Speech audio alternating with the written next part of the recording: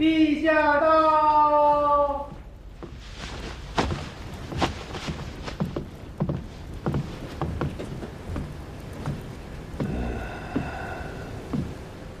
臣礼部尚书判天下兵马大元帅府事慎温琪，受太师尚书令，天下兵马大元帅吴越国王教命，觐见陛下。慎亲平身。谢陛下。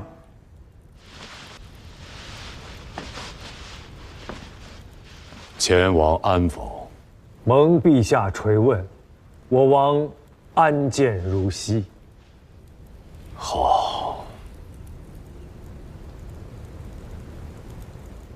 少年郎，近前来。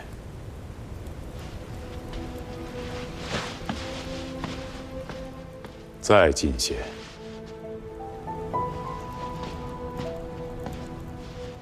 小侄前为至，觐见官家伯父。大郎君不可失仪。无妨。汝是九郎长子，孙氏弟妹所出。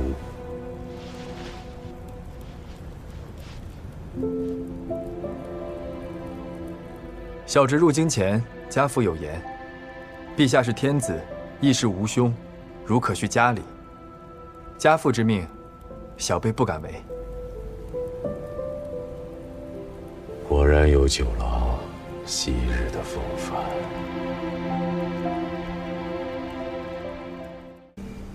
小子，你有几成把握？若是将镇海军的老将郑彦华算进去，臣的胜算实在只有5-5之数。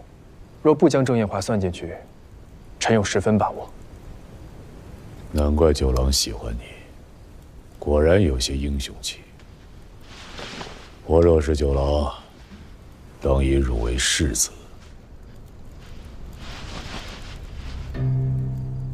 如此英雄人物，我又如何能驱使得动啊？你是吴越世子，身份贵重无比。这等庞杂琐细之事，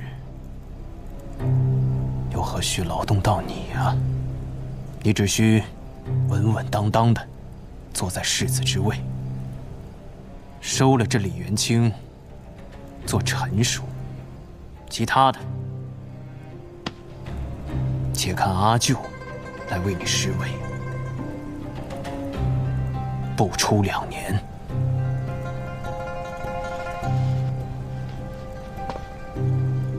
这李元清的爪牙羽翼，便都会是你吴越世子的爪牙羽翼。臣认为，臣与潘美率师顺流而下，克采石矶，以此处作为水陆两抹中转之枢要，不取江右6州，只管锁住江面，使南唐水师不能南北之应，迫使李氏取金陵以东之兵西援。只要郑彦华的镇海军西调，江东便可一鼓而定。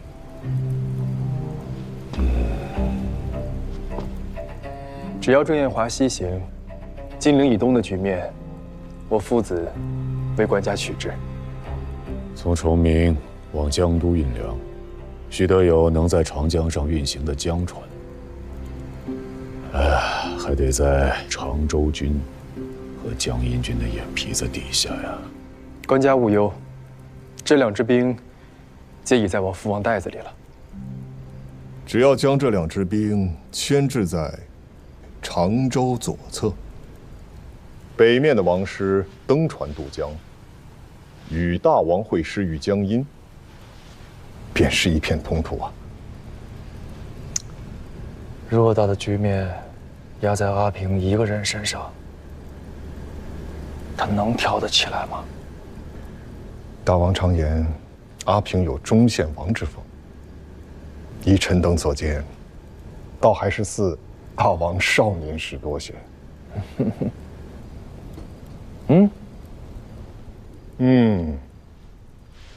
阿平没有那般不靠谱吧？堂兄啊！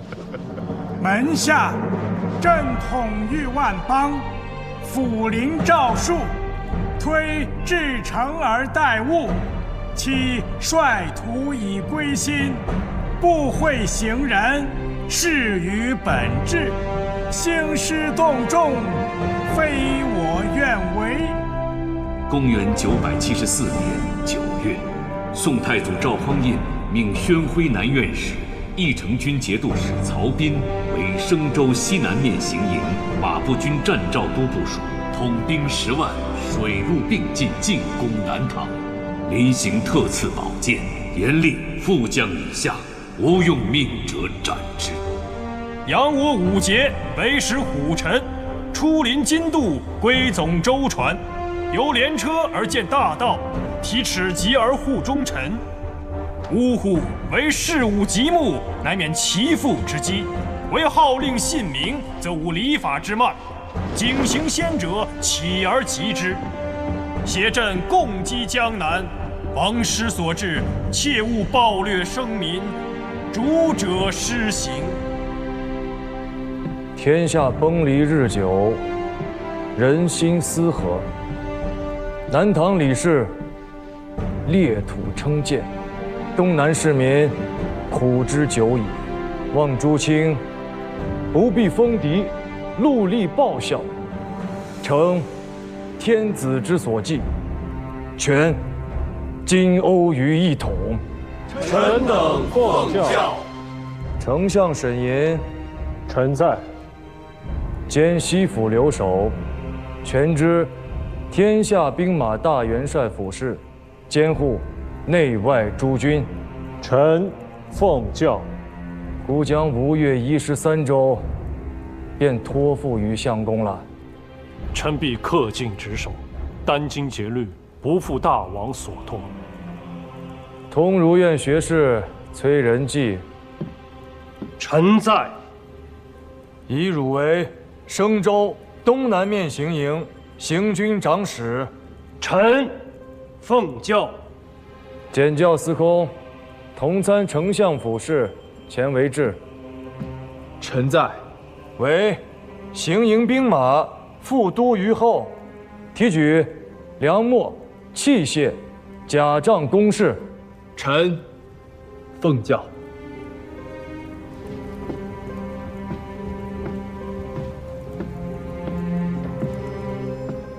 自古誓师出征之日起，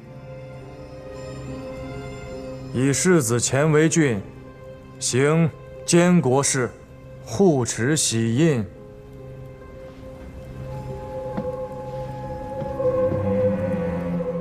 儿臣奉教。汝监国事、军国事，皆许丞相禁止，切勿妄为。丞相，儿臣之授业师也。父王出征，臣当视丞相如父。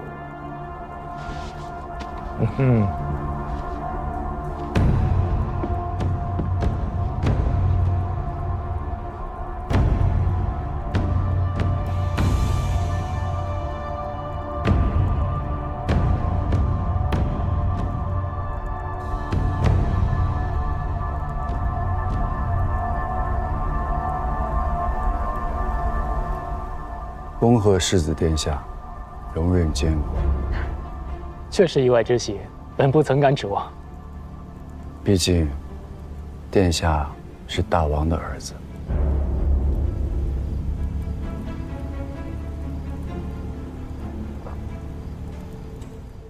父王不缺儿子，缺的是能做事的儿子。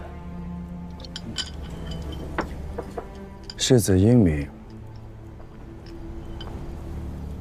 大王要的不是循规蹈矩、坐困愁城的蜀后主，而是能遮蔽东南千万里江山的孙仲谋、刘季。老将军说的是大郎兄吧？大郎君确实出类拔萃，只是可惜他不是世子。老将军说的是。此番监国，我必当振作，不使父王忧心国中之事。国是有沈相公，无论是兵马钱粮，还是官吏迁用，皆是王权之根本。世子如今只是代行王权而已，诸事要避嫌疑。老将军的意思是，我这个监国的世子，什么都不做，才是最好的。提调兵马，筹措钱粮，选用官吏，这3桩事情，于吴越国中，以谁为能呀？提调诸军，父王之下，以大伯父为能；筹措钱粮，以大郎兄为能；选用官吏，以沈相公为能。那世子自认为能比他们做得更好吗？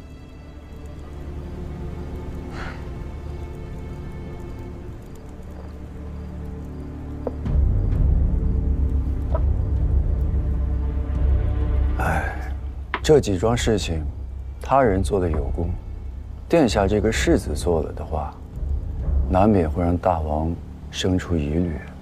父王并非心胸狭隘之人。世子须知，大王与你不仅仅是父子，更是君臣。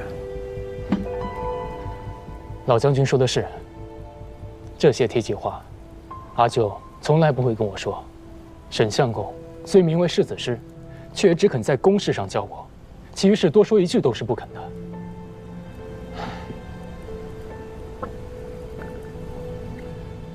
那也是因为他们都是大王的臣子呀。此番监国，难不成真的便要做个泥胎的木偶，什么都不做，才合了父王的心意？非是不做，而是不该做的，不能做。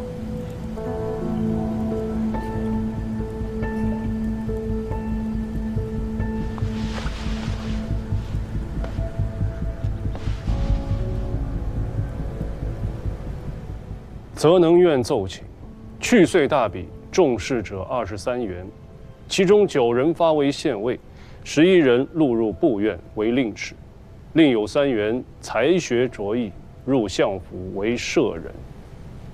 相公以为呢？臣等合议，不为州县，无以治台阁。相府舍人之缺，已以诸县令丞进补。大比卓异者，可发为清明官，以识民生之疾苦，庶务之从挫。待其任满3年，勋绩卓然，再进为京员，方为妥当。相公谋国之言，为君受教。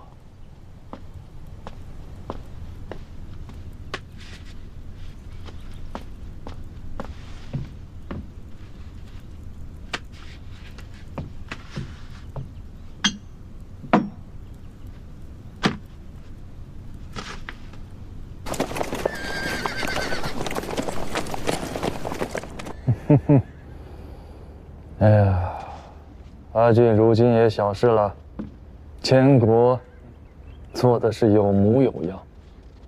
沈兄从不夸人，嗯？如今提起阿俊，竟用了垂衣长而守法度，进退皆有据。1、2、3、4、5、6、7，整整12个字夸他。臣当年在内署为都统，看着大王拨打算筹，恍如昨间之事。那一年大王还未行冠礼，这一眨眼，连小的一辈都长起来了。有阿俊守宫阙，有阿平在相府，将来之事，大王庶几无忧啊。想不了那么远。小儿辈们，只要能不生事，知道做事之艰难，百姓之不易，孤已是谢天谢地了。报，内克省使行营兵马都监丁德玉觐见大元帅。见。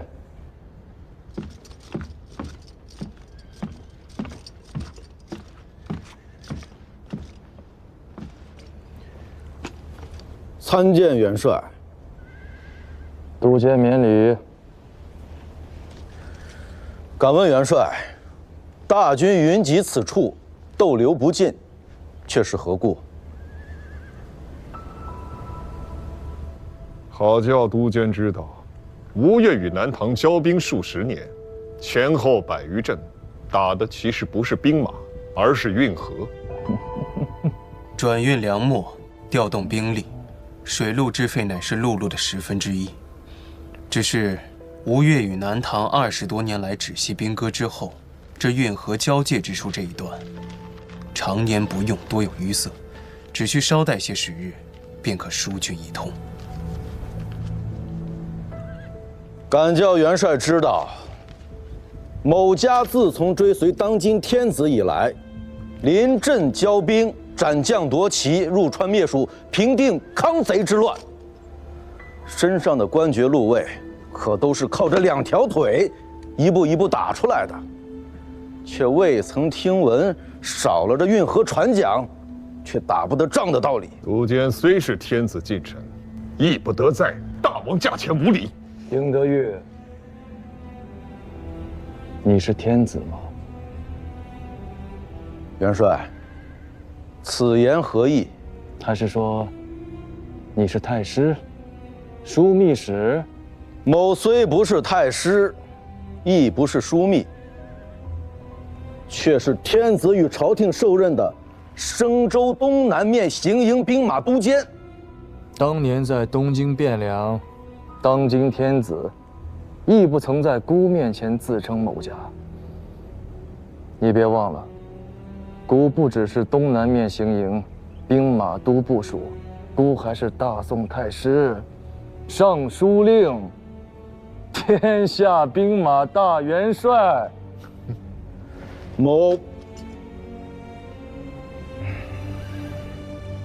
末将并不敢对元帅无礼，只是临行之时，受天子与朝廷所托，不敢怠慢军务，贻误军机。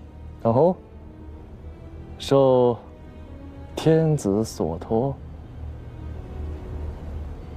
拿给他看。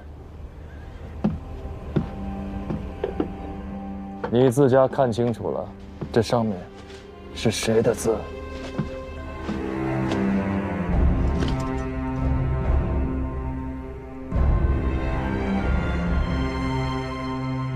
末将奉诏。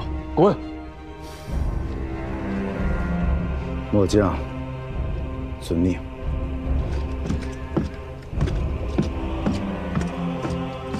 大王，此人虽不足大，却是天子和朝廷遣入军中的，需防着他受了羞辱，回京之后怕是无妨。此役乃是天子自家拨划，大军在此处休整，寻机而进，为的不只是等运河，孤还在等曹彬和潘美。公元974年冬，大宋水师沿长江东下，曹彬避实就虚，绕过江州，命潘美奇袭采石矶。是夜，宋军主力对南唐水寨发动总攻，南唐最后的防线在烈火中崩塌。此战焚毁战船200余艘，歼敌万余，金陵门户至此洞开。江州，龙翔军呐，朱令云呐，李元清呐，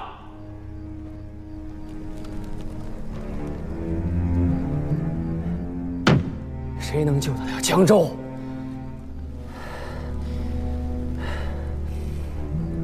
陈海军，陈海军，拟诏命郑彦华率镇海军西调，无论如何一定要救下江州。陛下，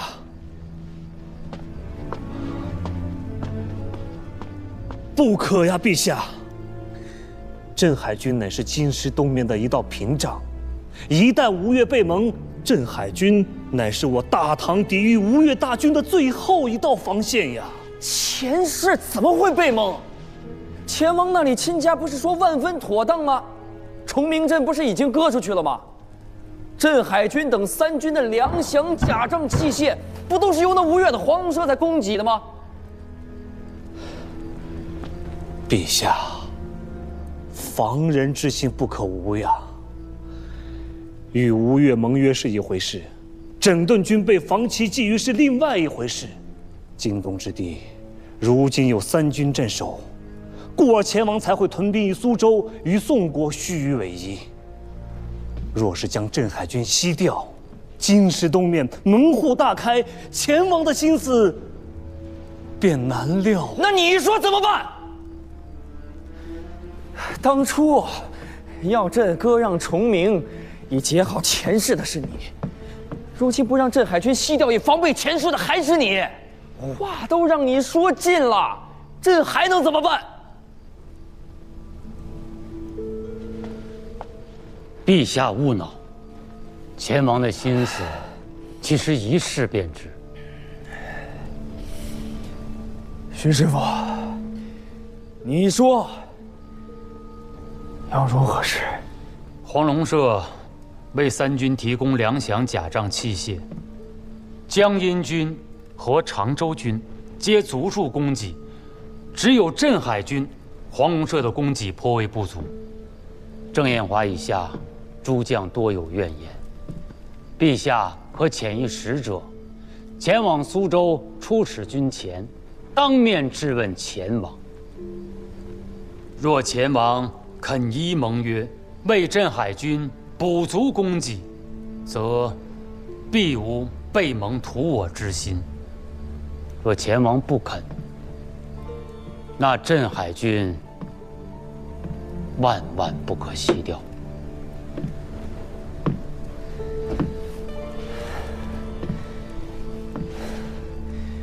徐师傅，这才真的是谋国之言。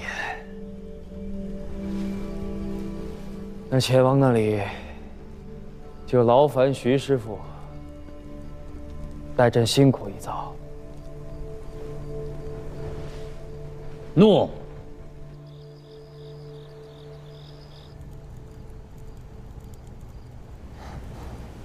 宋军破了江州水寨，可曾进入彭蠡湖？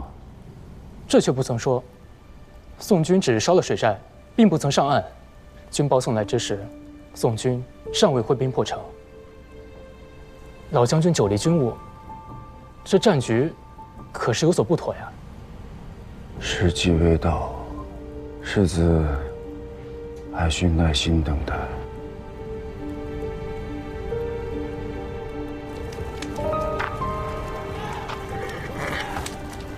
前王不肯见老夫。吴越一军13州，举国皆为宋臣，而今两国交兵，若大王见了徐公，便是叛国之罪。徐公，请回吧。背信弃义呀！背信弃义！豫章小儿，背信弃义！豫章小儿，背信弃义！豫章小儿，背信弃义！豫章小儿，背信弃义！豫章小儿，背信弃义呀！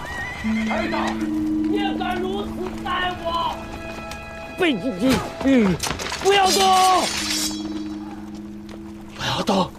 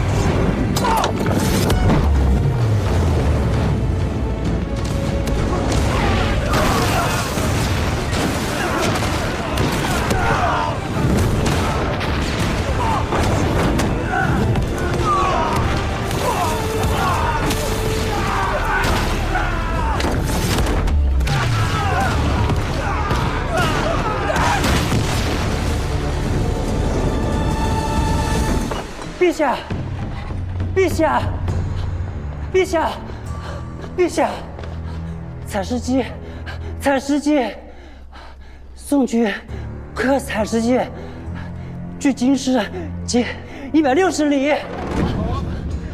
你什么情报和准确？陛下，陛下，陛下，陛下，陛下，这镇海军、湘阴军一并西调，王源采石矶。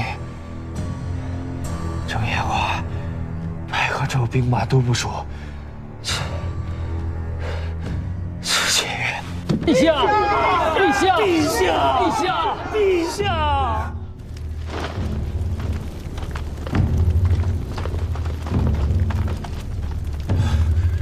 太尉，枢密催促发兵的基地已经第12岛了。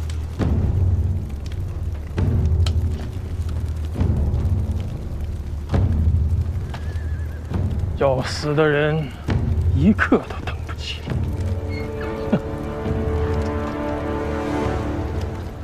走吧，这条路走了60多年，也该走到头了。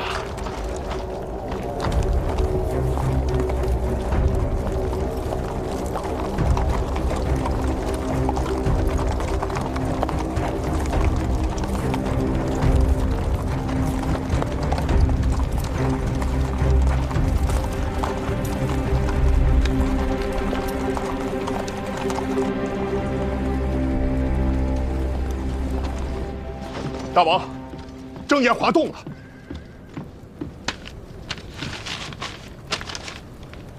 镇海军全军皆动，镇海军、江阴军都动了。图。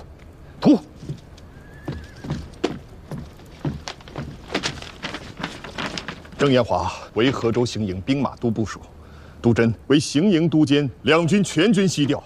现如今江宁以东止于江南的常州军兵力不足6000。江左3州，由此处到江宁500里路程，门户洞开。